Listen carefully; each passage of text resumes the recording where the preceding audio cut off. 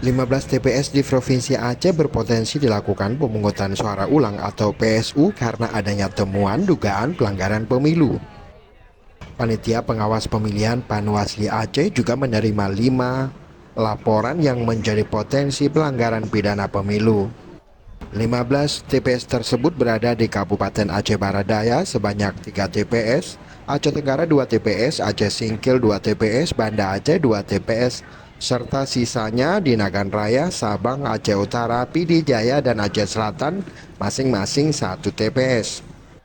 Potensi dilakukannya pemungutan suara ulang di 15 TPS tersebut disebabkan beberapa permasalahan, seperti adanya pemilih mencoblos lebih dari 1 kali, adanya pemilih dari daftar pemilih tambahan yang mencoblos surat suara yang bukan hak pilihnya, hingga masalah prosedural yang disebabkan kelalaian petugas KPPS ataupun misinformasi karena ketidaktahuan pemilih.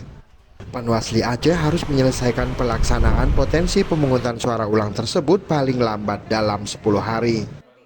Sejauh ini kita mendapatkan kejadian-kejadian khusus di TPS, ya. Di antaranya adalah potensi pelaksanaan pemungutan suara ulang di beberapa TPS yang tersebar di beberapa kabupaten kota. Mungkin barangkali bisa saya sebutkan di antaranya ada sekitar 15 TPS di seluruh Aceh untuk sementara yang ada potensi untuk pelaksanaan pemungutan suara ulang. Selama proses pemungutan suara dan perhitungan suara, Panwasli Aceh juga menerima 5 laporan yang menjadi potensi pelanggaran pidana pemilu.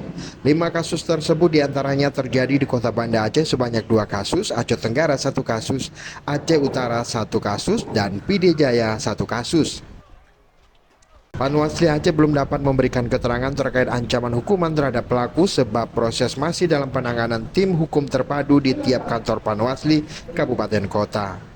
Kelima pelaku dilaporkan melanggar tindak pidana pemilu tersebut sedang diperiksa di kantor Panwasli di Kabupaten Kota masing-masing. Pemeriksaan dilakukan oleh tim Sentra Gakumdu di kantor Panwasli Kabupaten setempat. Tim Liputan Aceh Video.